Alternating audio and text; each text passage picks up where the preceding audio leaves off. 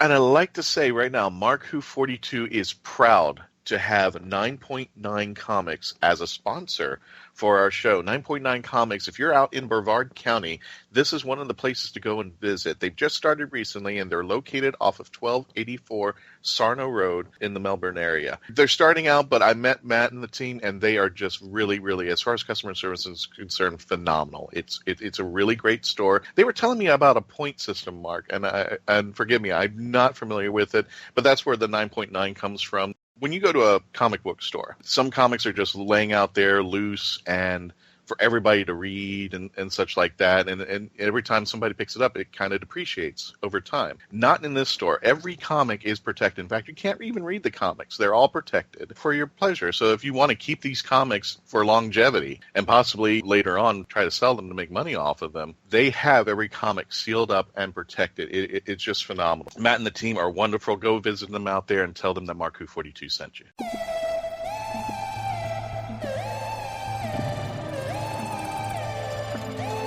This is Cecil Garner of Cecil Grimes Cosplay. You're listening to Mark Who 42.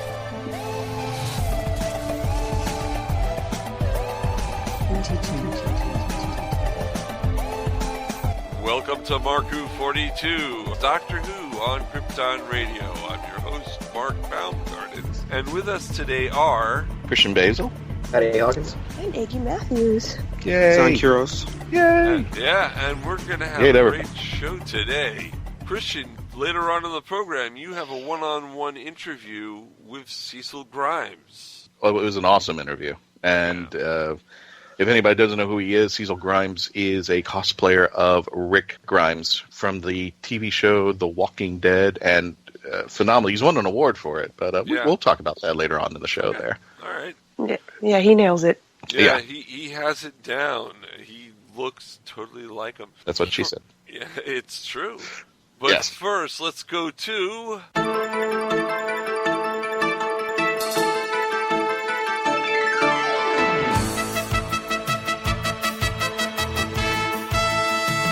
Doctor Who News with your news correspondent, Christian Basil. Christian? Yes, sir. Hey, well, folks, we had a bit of a news flood coming lately, but of course the top news story is what everybody else is thinking, and people are putting bets for who's going to be the new Doctor Who, and two people have been brought up to the ring. The first person is Anthony Head. If you don't know Anthony Head, he was Krillitine in the episode School Reunion with the late Elizabeth Sladen. He also appeared as Rupert Giles from Buffy the Vampire Slayer. So if you know about the Whedonverse, you definitely know who Anthony Head is. Yeah, but they also would know him as Anthony Stewart Head. What do you do? Did he do like a Jenna Louise Coleman and drop the Louise out there? Well, is that what happened? He put the middle name in when he came to America, but in England he's always been known just by first and last name. Well, also Neil Gaiman, who wrote The Doctor's Wife, endorses Gillian Anderson from The X-Files. I'm going to tell you the truth. On my side of this, I'm kind of just not. I don't know why. I'm just like, you know what, just whatever happens. Let it be. Let it ride. And you know, eventually the BBC is going to have to announce sometime to try to pick up the audience again, and then try to resurge the base. Hey, gang, we got a new Doctor. We got a new episode. We got Chris Chibnall coming in. But I'm kind of been teetering a bit, but I've been just sitting in the back corner. I do have my idea of who the Doctor should be, if it goes female, if it goes male, but I've kind of just been quiet about it. What do you guys think? Well, who do you think the Doctor should be? If it goes female, and I know this is going to be unpopular, and you guys are going to rip me apart of it. If it goes female, and Sense Class is not going to be picked up. No, stop right there. Stop it. You stop it. Yep. I'm going to throw Catherine Kelly into the ring. You're fired. Hey, you know, I have to put the favorite down. The person who they have basically canceled the odds on, Chris Marshall. I don't know if you know him. He's from the Britcom My Family, very good show. He's also on Death in Paradise, which, if I remember correctly, we had a guest on a few weeks ago from that show too, Mr. Cat himself, Danny John Jules. So, it's possible that Chris Marshall may be replacing. They're basically saying it may be just a done deal. So they've suspended his odds in the booking. Huh. I vote Patty Hawkins as the next Doctor. I agree. Seriously, think about it. Choice. Think about it. It would be hilarious. He would not have the patience for this crap. Anyway, no, I couldn't deal with the fanboys squawking that I'm not British. But no, see, Patty, it would be great because then he would be great. Would get the exclusive. No, not even that. It would just be him with a cigar in his mouth, leaning on the TARDIS, looking about the crowd like you are all idiots. I don't understand what you're doing. No, actually, you know what? You can't follow up Capaldi's Grouch Doctor with an even worse Grouch Doctor. The next Doctor is going to be more on the whimsical side of the equation. There's no doubt about that. Chris Marshall into We're going Willy Wonka with it, I guess. Yeah. We bring Colin Baker back. I would enjoy Colin Baker coming back, but you know what? I think we're sticking with the older Doctor, and it does have to be younger. This is a kudos for Patty here because he is an excellent second Doctor, and I was always kind of rooting that if they decide to film the missing episodes of the second Doctor, Patty should play the Doctor, the second Doctor. He should fill in Troughton's shoes because he's not only a spitting image, but he's got the mannerisms and everything down. I'm just like, dude, I got to do it. That's my dream fantasy world, but I meant that's my kudos for Patty because he does a second Doctor so excellent. And I'd like to see more of it, actually, when he goes around the conventions there. Well, not to tout myself, but I think I do a better job than what's-his-face, Moffat's buddy, who played him in Adventures in Time and Space. Yeah. Well, you only had the one. I was like, that dude. What the hell? Best American Doctor goes to Christian Bale. Oh, wait, my bad. I was recreating the Oscars there. No, we can't have It supposed to be Patty. I gave it to the wrong person. It should have went to Mark. Yep. It says Mark Baumgarten on it, on the paper. You read it wrong. You that read wrong. They don't want the first Asian Doctor yet. They're still gunning for the first female Doctor. So He no Asian. He's not Asian. He just smiles a little bit too much. He just goes to restaurants ordering a number 5. I know, Christian, you said earlier that you would just go ahead and announce it. I mean, it's no. I think they've got a bunch of fan fuel about who it could be, whatever, and everybody has a chance to tout themselves and get some bylines by just saying, "Well, I think the next Doctor should be this." And yeah, everybody's virtue signaling about how they think it should be a female Doctor, and whether they really believe it or not, or to see how it's just. At least give credit for Peter Davidson for sticking to his guns. Like, no, the Doctor's a man.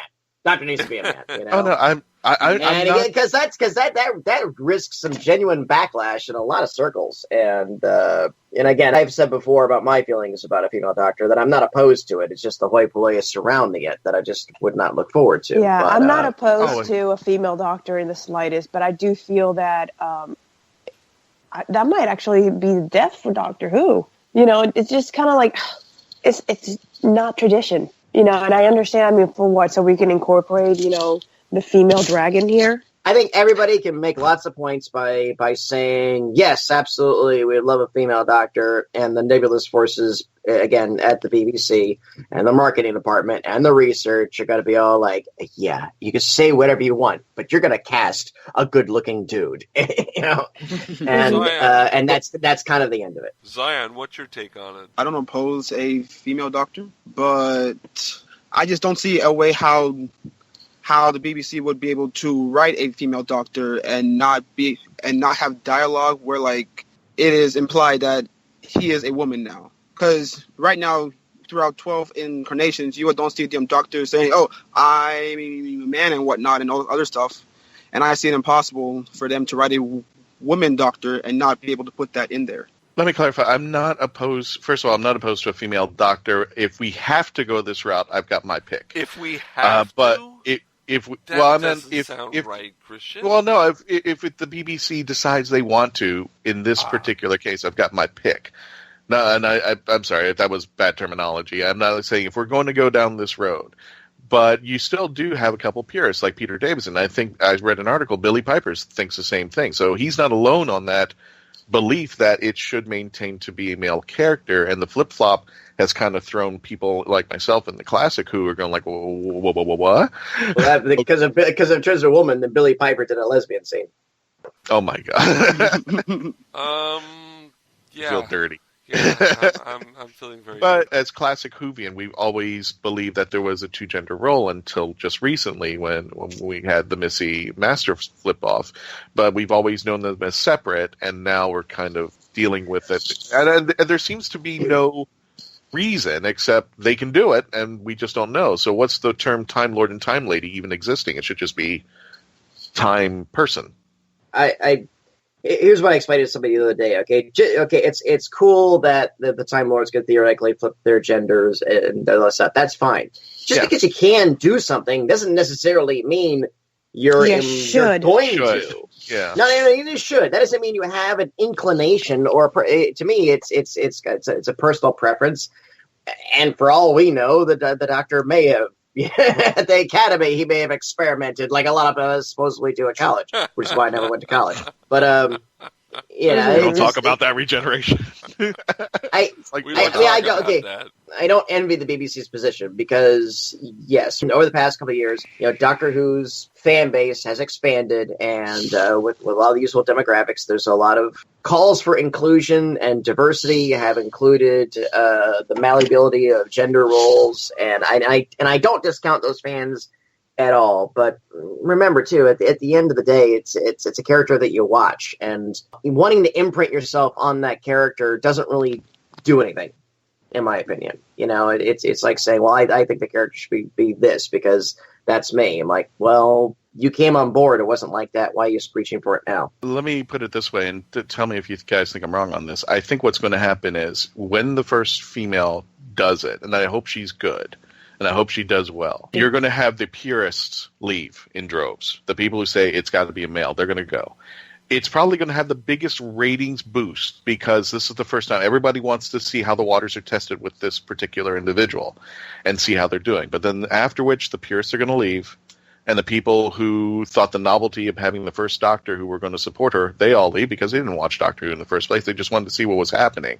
And then you're left with the core base, which is kind of probably where we are right now with Capaldi. So and it may if the purists leave, though, oh god, they're going to be proving the point of everyone who would criticize the situation. I think so too, but I just think that might be the case. We'll probably end up once everything gets off the Bunsen burner, once we've gotten past the first 3 episodes and we see what truly sticks around, it may not be the same as what Capaldi has right now. And I still think Capaldi has some high ratings. He's just he's because of his age and his seniority and all that towards the younger crowd, he doesn't relate to. So I guess they might have to go back to traditional young Doctor that they've started in the reboot to get the fans back.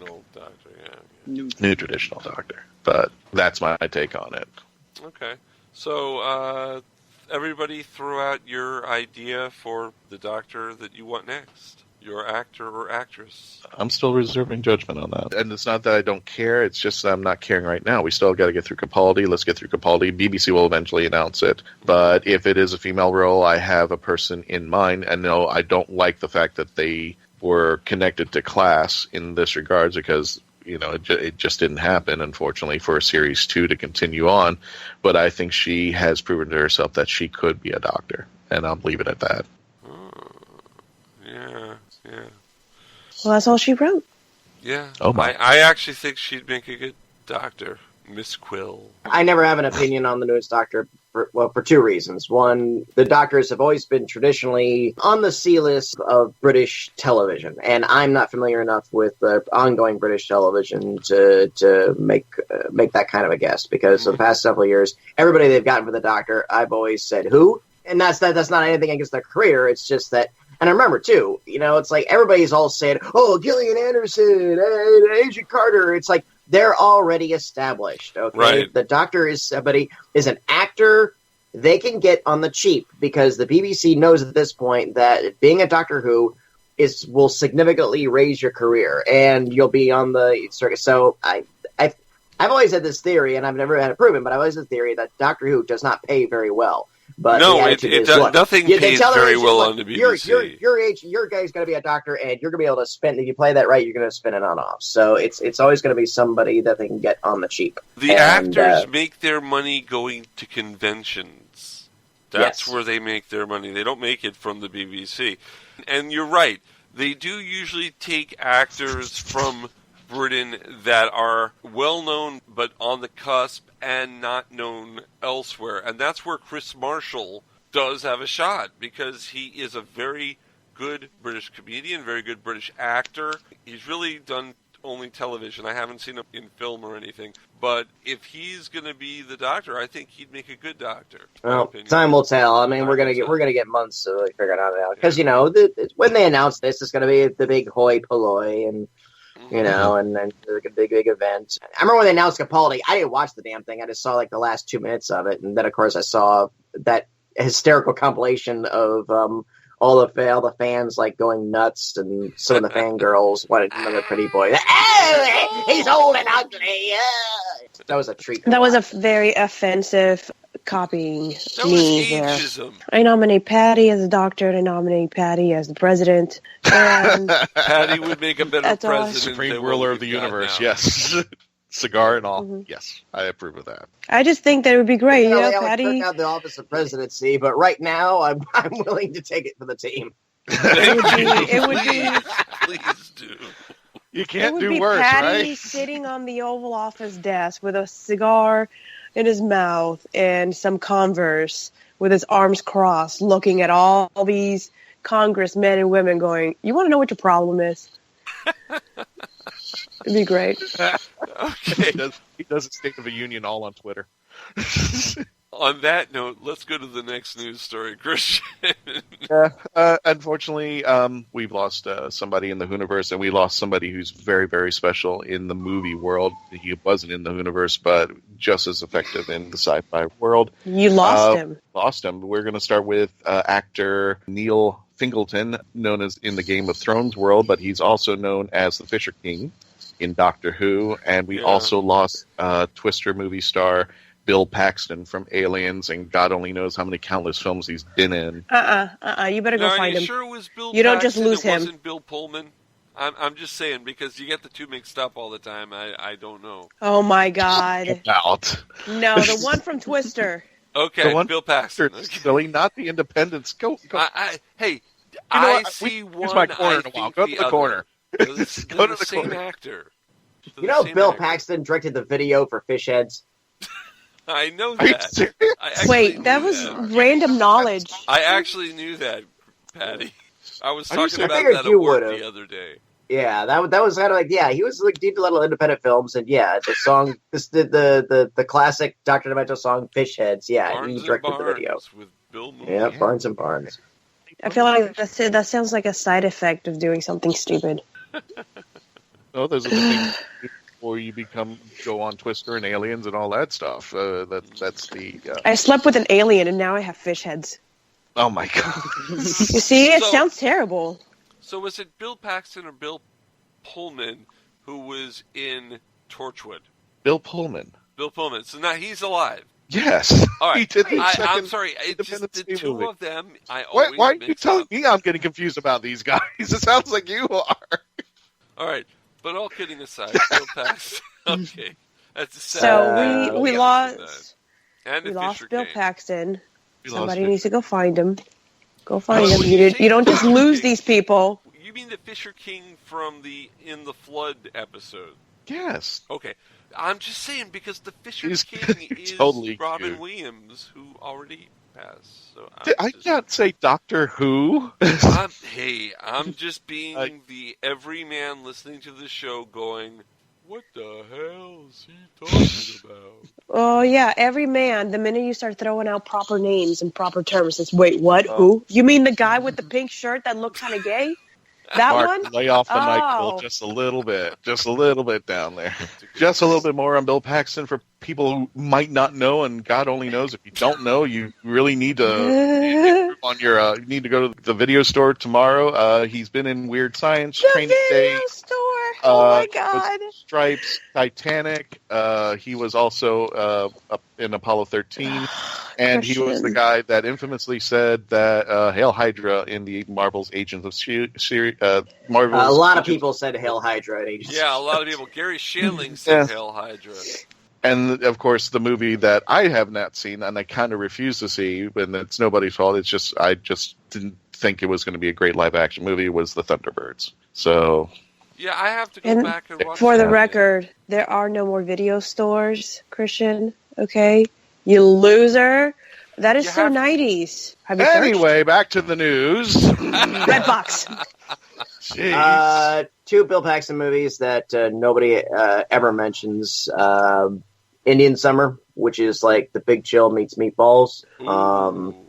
Very, very, very good film. Not a wacky comedy by any lengths, but No. a really almost like a really kind of sweet ode to college camp days of the early '60s. And another film, Bright Shining Lie, which is one of the best movies about Vietnam and the Vietnam War I've ever seen in my life, and absolutely nobody talks about it. He plays the biography of a guy who started out in the Pentagon preaching everything that we're doing wrong in Vietnam, and by the end, he's completely done a 180 and been sucked into the war machine. That sounds like every president we've ever had ever. This is curious too because the guy actually leaves the military, but he's brought back in as the weird 2-star rank of civilian advisor, basically he's the equivalent of a general, and he's given orders and everything. And he's got a weird pseudo uniform and stuff. Which you're ex-military, you tell me if you've ever experienced that. No. Yeah, but No. this was a That true don't story, happen. and it's absolutely fascinating character piece if anybody can find that. So yeah, Bill Paxton, a great journeyman actor. He had just completed the first season of the Training Day series on CBS. I think they still have not announced how or what they're gonna do with that. I haven't even seen it yet. I'm not even sure if it's even debuted yet. But he was one of those guys that was just always there. And when I found out he passed away, I was like, "You mean he's not?" And it's mortality is knocking because guys not much older than me are starting to kick off. So. Mm-mm. This body is going to be wearing thin, and I'm not going to have no glowy coming out of my fingers. Yeah. No regeneration for us. And the scary part We were about born it in our 13th generation. That's right. and the scary part about it is his passing was due to complications during surgery. So no details on that, but yeah, it does remind us of mortality. 60 is too young in this age. Well, getting out of the downer side and moving up to the positive side, we've got a trailer from the new DuckTales reboot, and it does include David Tennant's voice as Scrooge McDuck over here. So it is happening. It should be premiering in 2017. People have just been comparing Scrooge McDuck to Doctor Who because that is the relationship that David Tennant has had, even saying quotes like, "There's a new duck in town and he has a TARDIS." If you want to see more details about that and the video itself, marku42.net, you can click on the video and check it out for yourself. He does the voice of Scrooge McDuck. And I don't know why it keeps kicking in the back of my head, but I would like to actually see if they're going to go through this. I do kind of see, and I know this sounds stupid, but I do want to see like the Christmas Carol reboot done with them in their voices.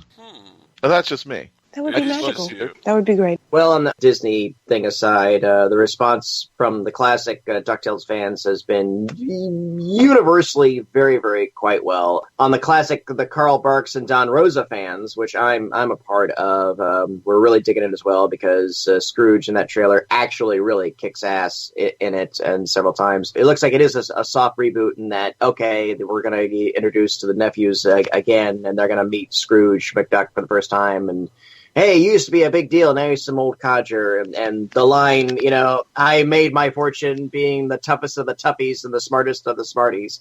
And that's directly out of the classic Carl Barks storyline. So I think this series is going to be in great hands. I think this is going to be a great all-ages thing.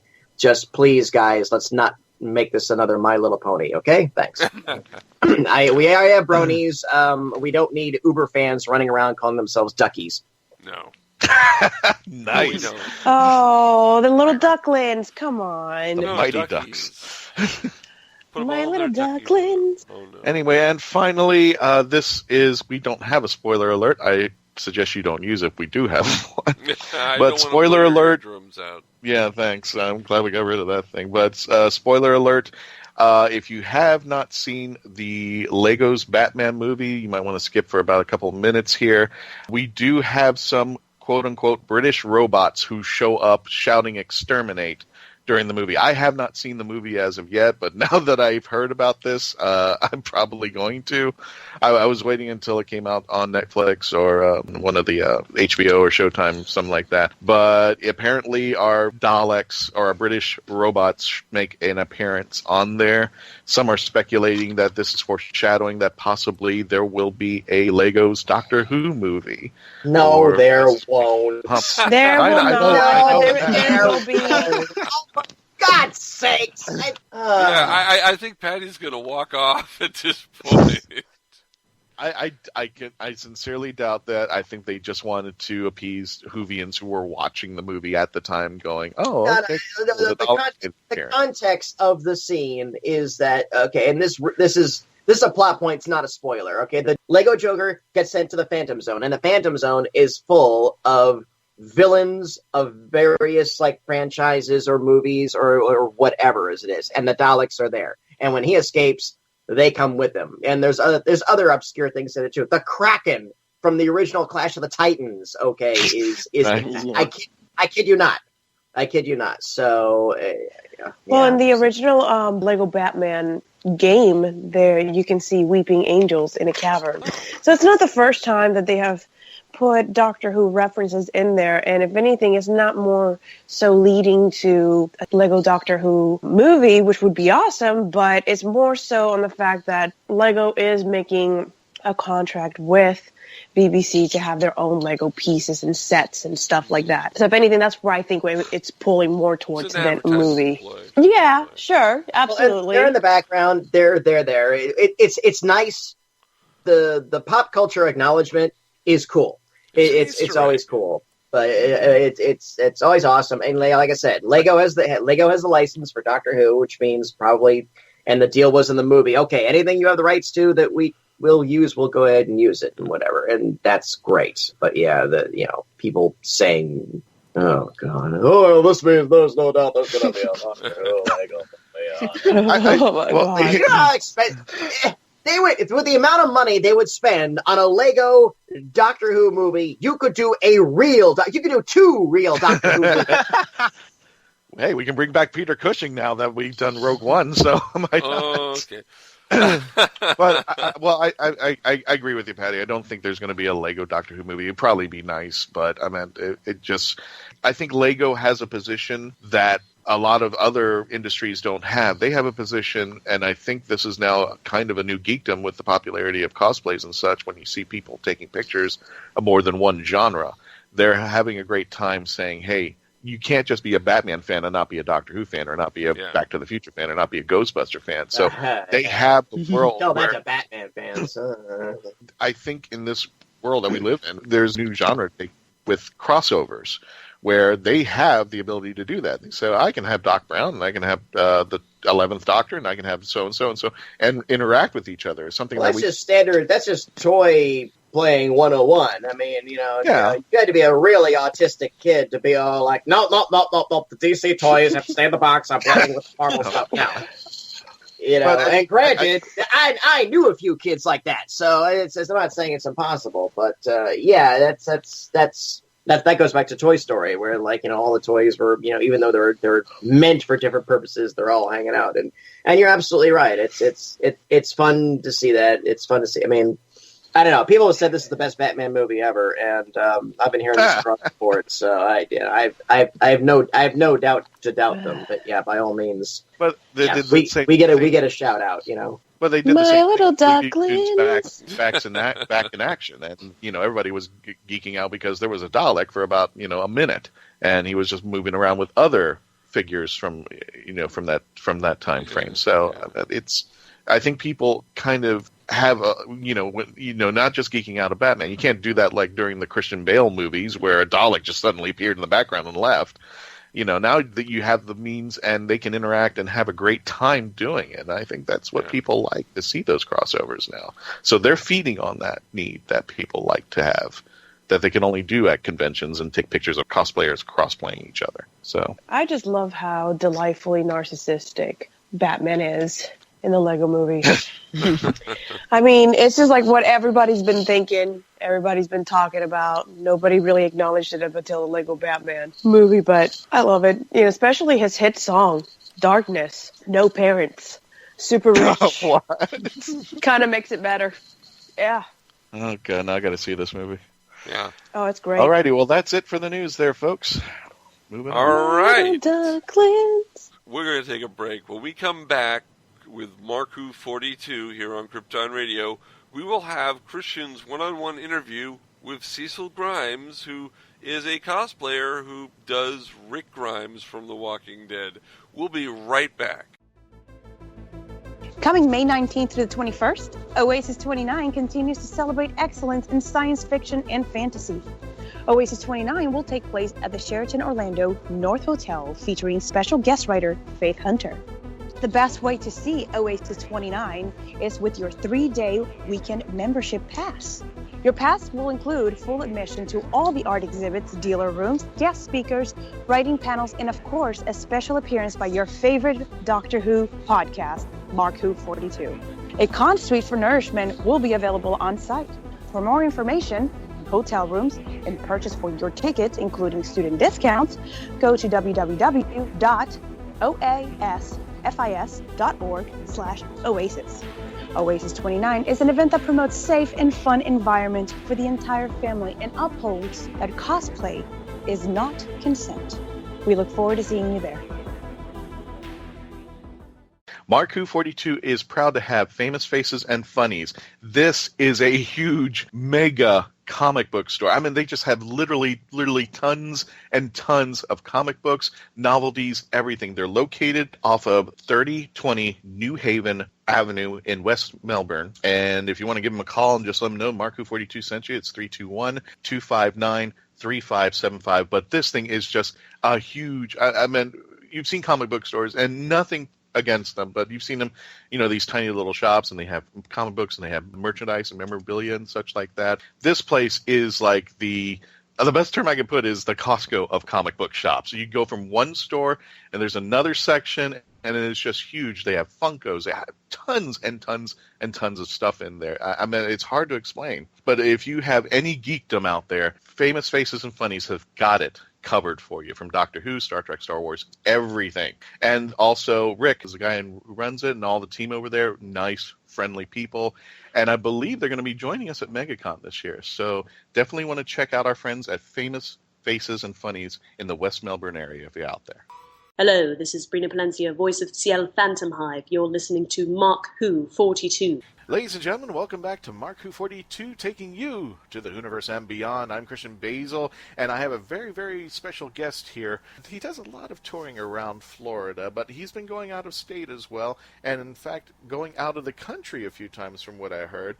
But let me not waste your time over here. Ladies and gentlemen, I want to introduce you to Cosplayer Cecil Grimes. And if you're not familiar with his work, Cecil cosplays Rick Grimes from The Walking Dead. And it's uncanny how the two are not brothers in some form or fashion. The way that I think even Cecil has a picture of Andrew Lincoln up with him. They're right next to each other, and it's kind of scary. It's just like, God, yeah, he is the brother of Rick Grimes over there.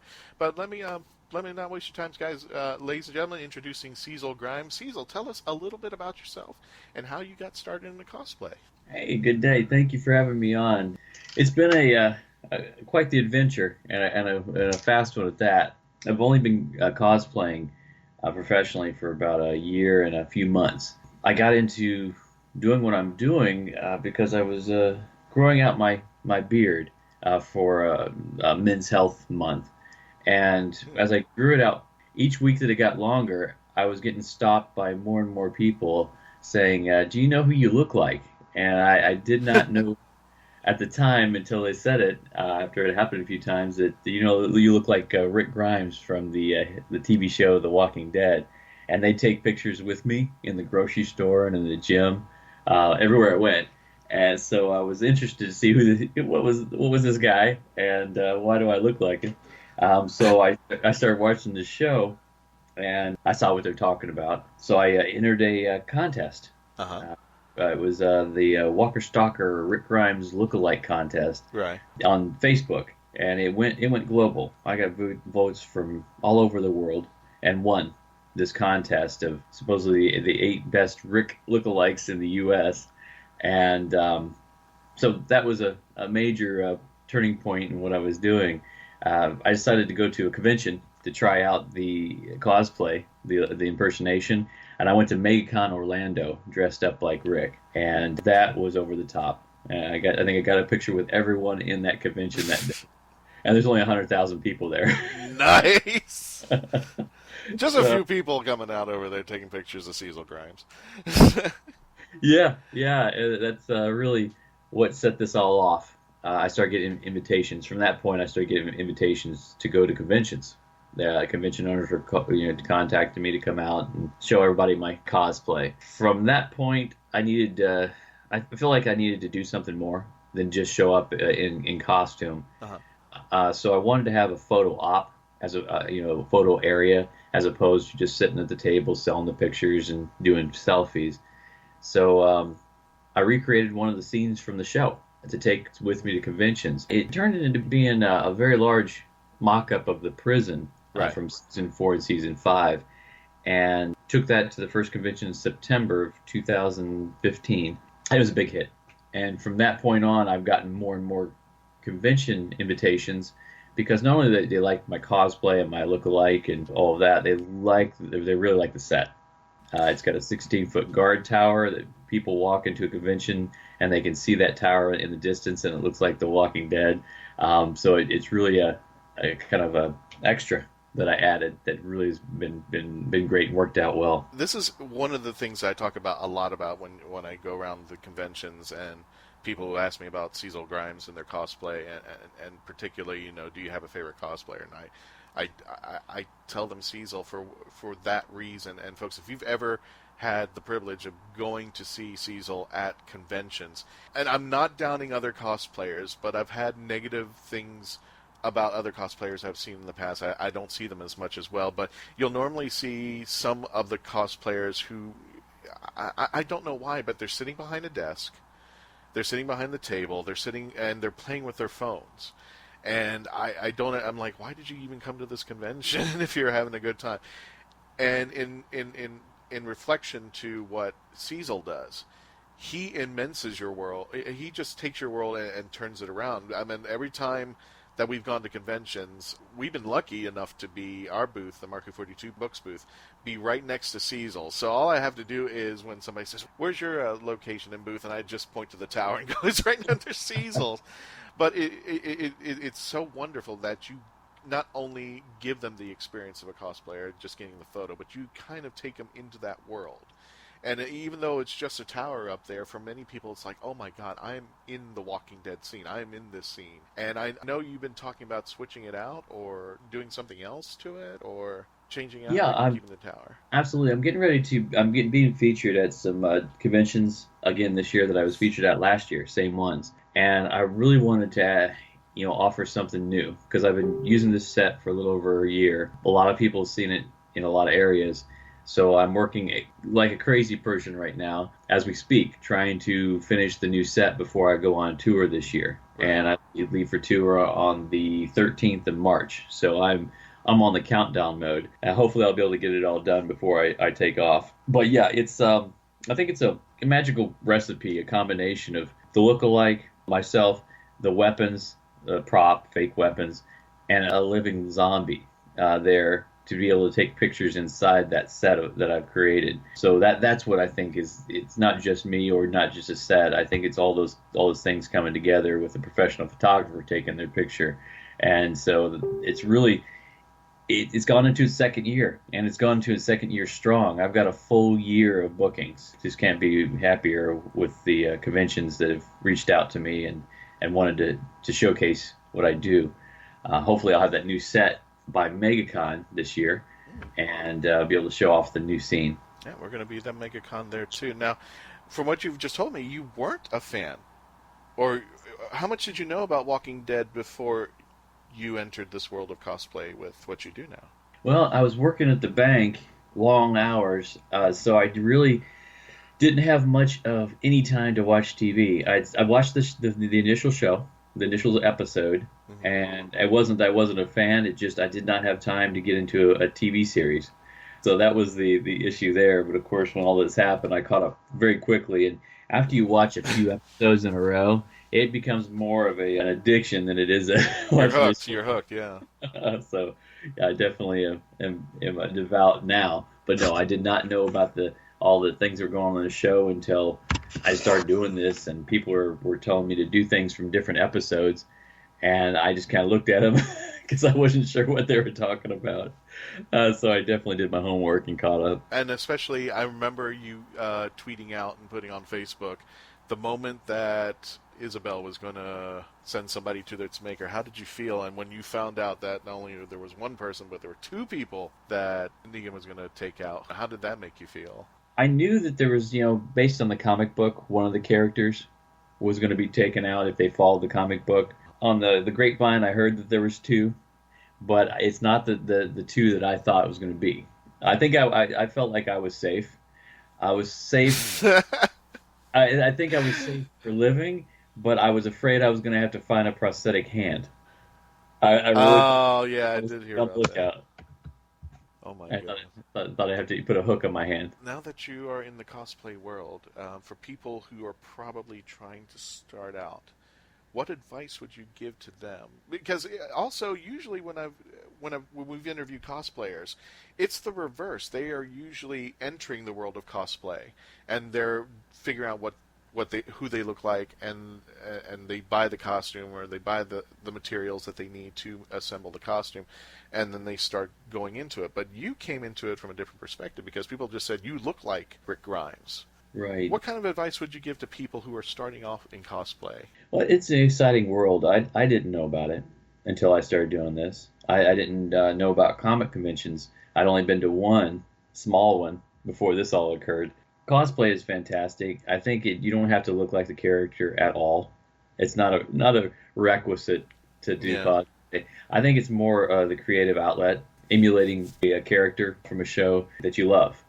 And I think one of the fun parts of cosplay is finding the stuff to wear or creating it yourself. And you just got to find a show that you really love, a character that you think is very cool, and then just let your creativity go. Using the craziest things in my house has been such a pride, because I'm a pack rat. And I've always been beat up by everyone I know for keeping stuff around. Right. I think I've used everything that I've had around for years in this profession. So it's finding those weird things that look like what you're trying to accomplish, and showing off your skills and your ingenuity, being able to get a piece of that costume out of something that you wouldn't normally think it could happen. Now, for this role that you have, what is your passion as a cosplayer now, and especially with Cecil Grimes? Oh, you mean my path, or just the passion of what I like the best? Exactly, and possibly even some of the things that have come up in your adventures now that you've spent a year and a half with this character. What kind of memories have you made along the way? I never thought I would be able to experience the amazing things that I've been able to experience in such a short period of time, just because I look like someone off of a TV show.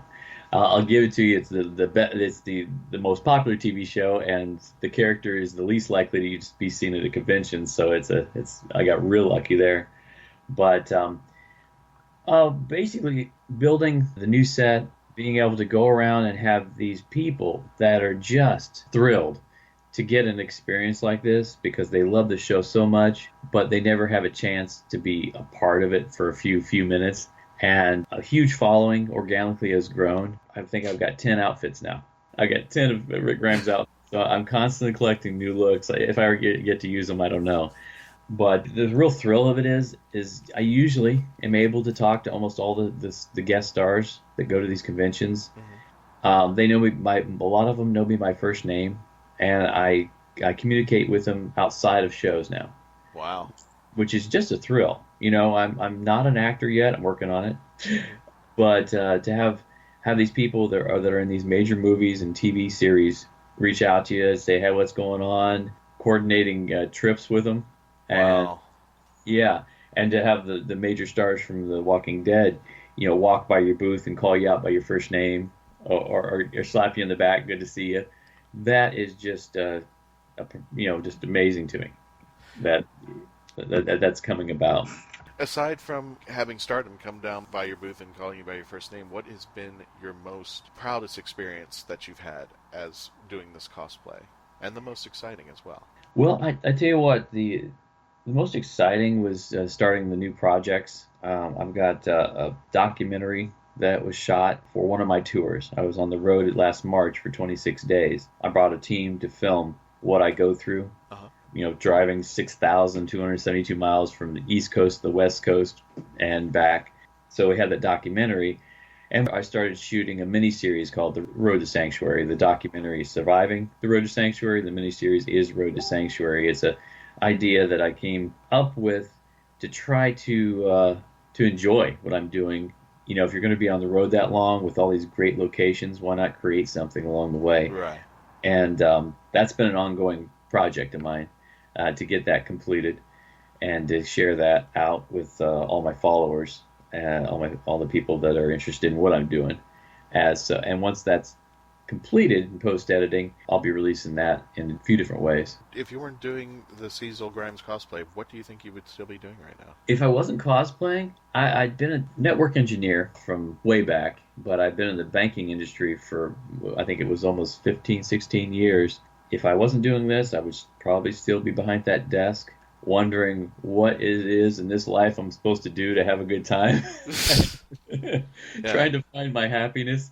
And that kind of just got thrown in my lap out of nowhere. It's just amazing coincidence and huge luck that this has happened to me. This is great stuff, Cecil. If you want to check out more on Cecil Grimes and his cosplay, you can go to CecilGrimesCosplay.com. There's a Patreon and a GoFundMe for The Road to Sanctuary, the film that Cecil's talking about over there. You can also check... You could probably Google Cecil Grimes and find him all over the internet. You have I think you have, if I'm not mistaken, you have an Instagram, you have a Facebook, you have a Twitter account. Yeah, I mean, you're all over the place. They want to Google Cecil Grimes Cosplay. Yeah. Cecil Grimes is out there. I had created some new accounts, and I'm going to be cleaning that up. But if you do Cecil Grimes Cosplay, everything is active under that. And you can also look up merchandise, calendar of events that he's going to. I'm assuming, yeah, you can check out for appearances that are coming up. What are some appearances that are coming up? Oh man, it's been an amazing run. It looks like I'm going to be starting my touring season. I purposely took 2 months off to get this new set built, but the first one is going to be Salt Lake City Comic-Con. They call it their Fan X convention, and that's March 17th and 18th in Utah. Going into Fan Expo Dallas, Indiana Comic-Con. I just booked South Texas Comic-Con in McAllen, Texas. MegaCon again. Yeah, that's the big one. Yeah, there you go. We'll both be there. Interesting. I'm being booked in Niagara Falls on the Canadian side this year. So I'll be doing that in June 2nd, 3rd, and 4th. And then Magic City Comic-Con Birmingham, that's a new city for me. I'll be doing that one June 30th through July 2nd. Then one of our faves also is Tampa Bay Comic-Con. Yep. That's a big one. Just like, it's not as big as Mega, but there's a lot of people who goes to that one. Oh, yeah. There's a couple of pending between that one and the next one, so hopefully I'll be able to book some more. But I've got an opportunity that came out of nowhere. I've been booked at Ecuador Comic-Con seriously in Ecuador. Oh wow! Yeah, they're bringing me out as a impersonator lookalike, flying me over to Ecuador for 3 days at the Ecuador Comic-Con. I guess it's their third year, and they had about 20,000+ people come last year. And that's my international show, my first breaking of the seal for overseas. And I'm really excited about it. I just did not think it through. I had to go to the doctor and get some shots because it's south. So I'm learning the ropes on what I need to do to before I go that far out of the country, which is just still exciting. Now, Ecuador Comic Con is going to have Michael Kudlitz is being featured there at the same convention, so I'll be able to see him again, which is going to be awesome. San Francisco, after that, San Francisco Comic Con, first time in San Francisco or California. And finally, it's Walker Stalker Atlanta in October. Of course. I always hit that one. So those are the active ones that I've already booked and locked in, but I do have a lot more pending, and I just picked up an international agent that's working some amazing sounding cons. So we're waiting for some stuff to come through overseas through that connection also. That is awesome. And let me I'm going to make you blush, but let me give kudos to Cecil. Because I think the first convention, we were talking about this earlier, was Space Coast Comic Con, I think 2 years ago. It was. I think it was September 2015. Oh, yeah. It's the first convention that I was able to use my set.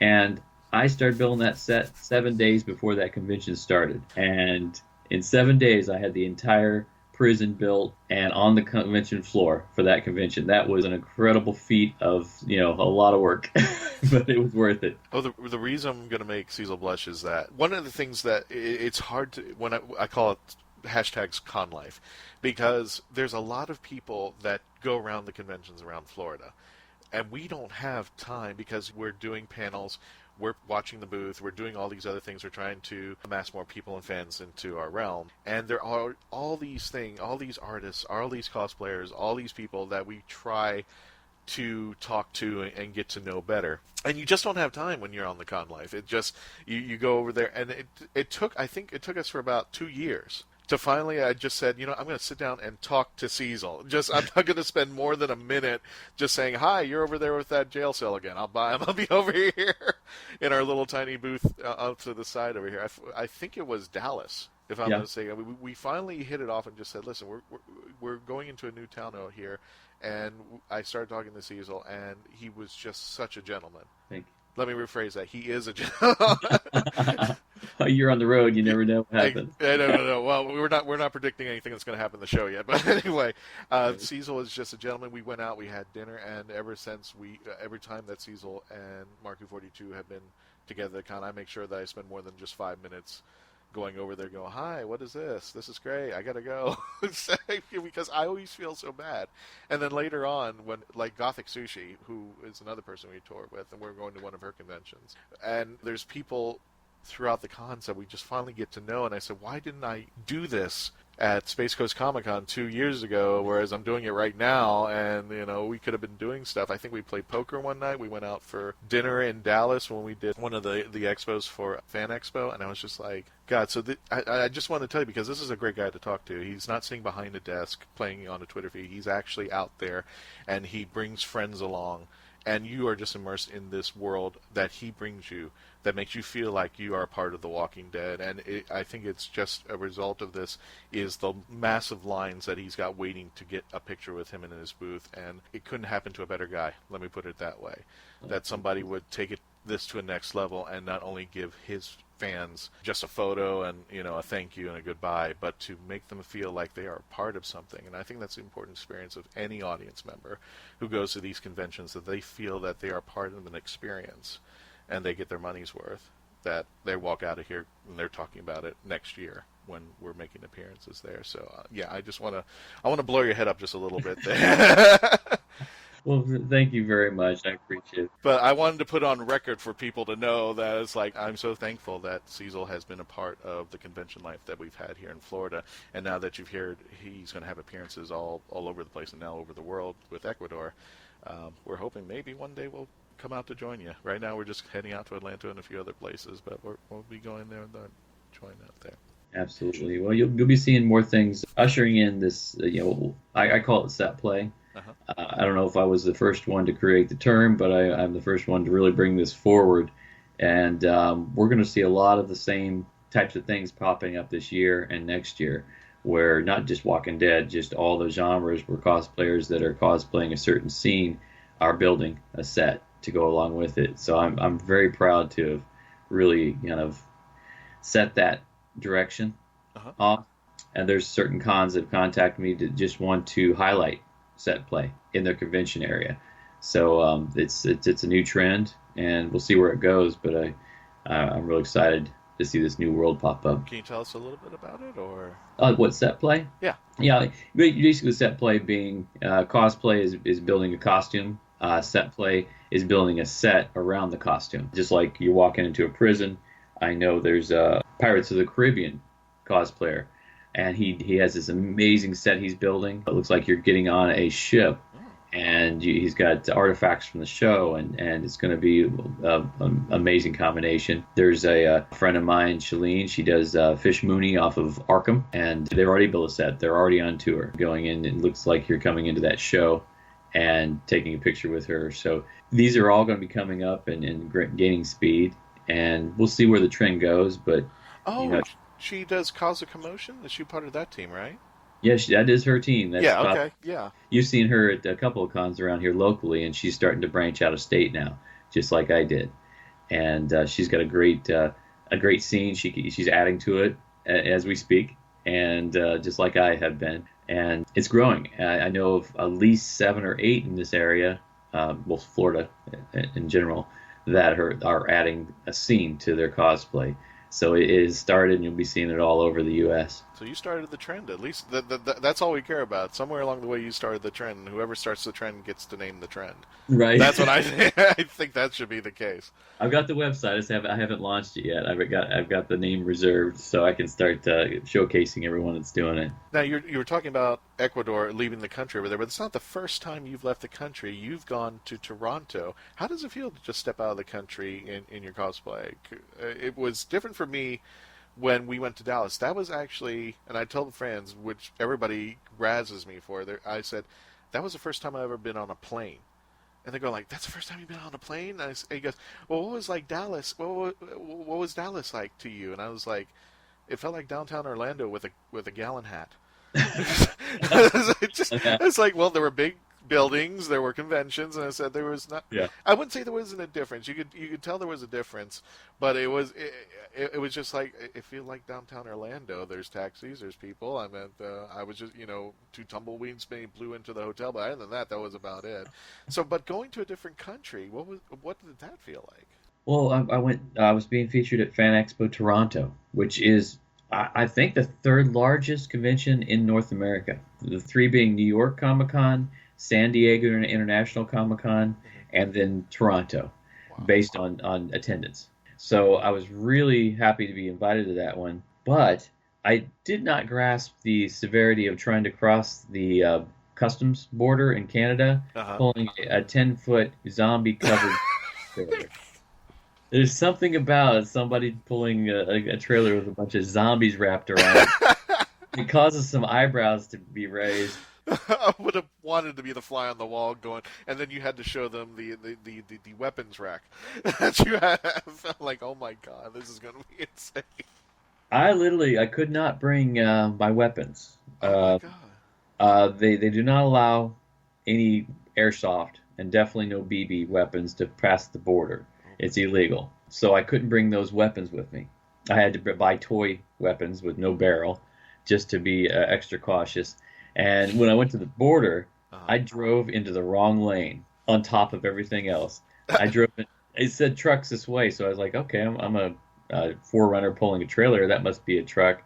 And I turned the corner because you can't go back, and I am surrounded by huge semis. I went to the semi section of the border crossing at a major border crossing. And I pull up to the booth after I call, and they say, "Oh man, you're gonna have some issues." I'm like, "Oh great!" I pull up to the booth. I look way up at the window because the window is high enough for semis, not for cars. Right. And they said, "What are you doing?" And I was like, "Well, I took a wrong turn." And the guy asked me what I did, and instead of beating me down because I'm in the wrong area, he called his friends to come look at me because they all love the show. Right. And so that was the saving grace of getting me across that border. They did search me, of course, because that's part of it. I've got so much coming over, and passed that through. I thought I'd be there for 5-6 hours, and they'd be disassembling everything, but they did a thorough search, and then said good luck, and That went well. Now, going to the convention, there's a tollway in Canada. Uh-huh. It's labeled the most expensive tollway in the world. And I got on it because I followed my stupid GPS instead of saying no tolls. So I got on this thing and I started reading about it, and I got off as soon as I could. But yeah, it was beautiful up there. It's different. There's a lot of land, open land up there. But Toronto, 140,000 people over 4 days. That's a lot of people. Wow. And I'm glad I was featured because they took care of you. When you're featured, they got your hotel and the place to park, and that was the two most important things. It was an amazing show, amazing cosplays up in Canada, and money conversion. Oh, what a pain!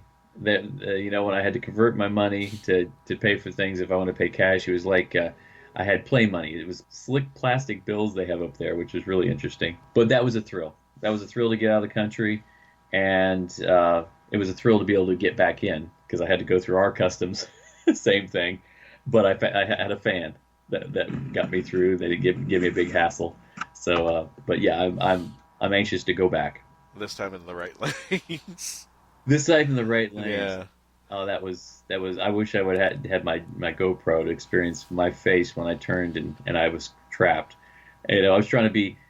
I didn't want to raise any flags. Just make it go easy. And here I am in the wrong complete section of the border crossing. But they were nice. They were nice. They did pick me apart, but they let me through. I just had this image of you driving somewhere in the United States, being pulled over by the cops, you wearing your sunglasses. They come out and said, "Sir, I need your ID and registration." You just roll down the window going, "I'm Rick Grimes, bitch." So, I think I am. There you go. Now I'm on my way to a zombie apocalypse, so if you could speed this up, sir, we gotta go. Well, I found it interesting when we drove to California. We went through a couple of customs border stops where they just kind of look at you on our side of the border. Right. And I've had a dead woman in my back seat for every trip. Full wig, full zombied out. Looks like it's a real person, and they never stopped me, which was funny. And of course, they had that on the border crossing too, and I think they got a good chuckle out of it. Oh my God! Oh, we're all going to hell. I think we already have there. Good times. Good times there. Are you a fan of Fear the Walking Dead? That spinoff.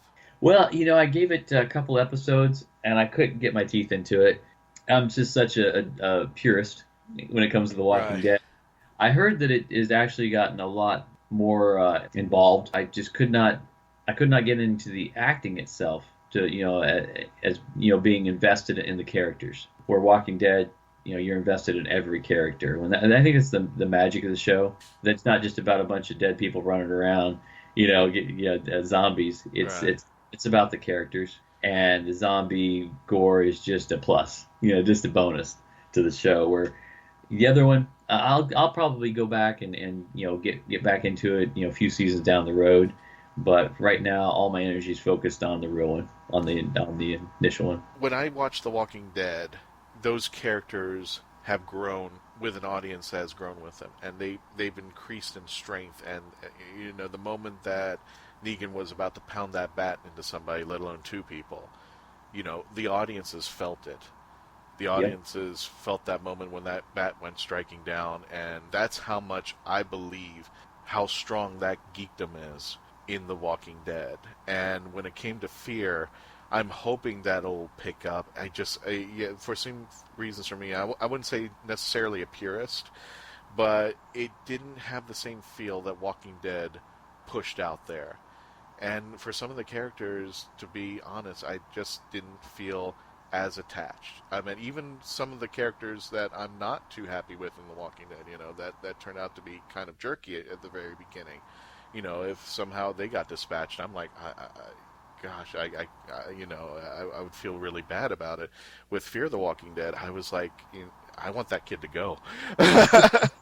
Right. Yeah, some of the characters, I'm like, and it's not for saying that about the acting or anything. It's just the way that it's being presented, and it's just like some of these characters I don't really care for as much as The Walking Dead, because when they've done interviews, they mention that they are a family, and the way that the characters and not only that, but the actors have gotten together, I feel they are a family there, and I think you can tell that it reflects into the acting and the stories, how much of a family and how much of strength they have, from the origins of Daryl to the origins of Rick, and coming into play and intertwining together and making better people out of themselves one episode at a time.